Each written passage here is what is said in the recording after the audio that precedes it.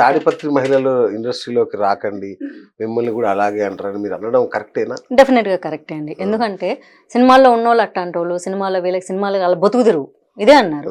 ఆయన మొదటి వీడియోలో బతుకుదెరువు, వీళ్ళు బతుకుదెరువు కోసం ఇవే చేసుకుంటూ ఉంటారు.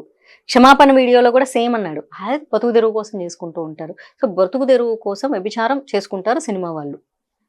అలాంటప్పుడు సినిమా ఇండస్ట్రీలోకి తాడిపత్రి అమ్మాయిలు ఖచ్చితంగా రాకూడదు. ఎందుకంటే పాపం వాళ్ళ బతుకుదెరువు కోసం మళ్ళీ ఆ వృత్తులోకి వెళ్ళడం కరెక్ట్ కాదు కదా. ఎందుకంటే ఆయన వీడియోలోనే ద్వంద్వనాలుకతో మాట్లాడారు. మా మా మహిళలు లేడీస్ని ఇంత అవమానిస్తారా ఏంటి, వెళ్ళొద్దు మా అర్ధరాత్రి అన్నందుకు మా లేడీస్ని అవమానిస్తారా, మరి లేడీ అయిన నన్ను మళ్ళీ బూతులు తిట్టారు.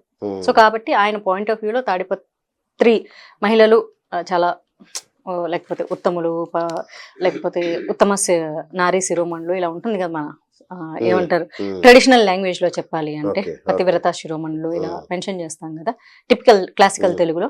సో అలాంటి వాళ్ళు కాబట్టి సినిమా వాళ్ళంటే ఈ వ్యభిచార వృత్తిలో ఉంటారు కాబట్టి దయచేసి తాడిపత్రి మహిళలు భవిష్యత్తులో కానీ ఇప్పుడు కానీ ఎప్పుడూ సినిమా ఇండస్ట్రీ వైపు తలెత్తి చూడొద్దు. నా పాయింట్ ఆఫ్ వ్యూ కాదు, వాళ్ళ ఊరి కింగ్ పాయింట్ ఆఫ్ వ్యూ.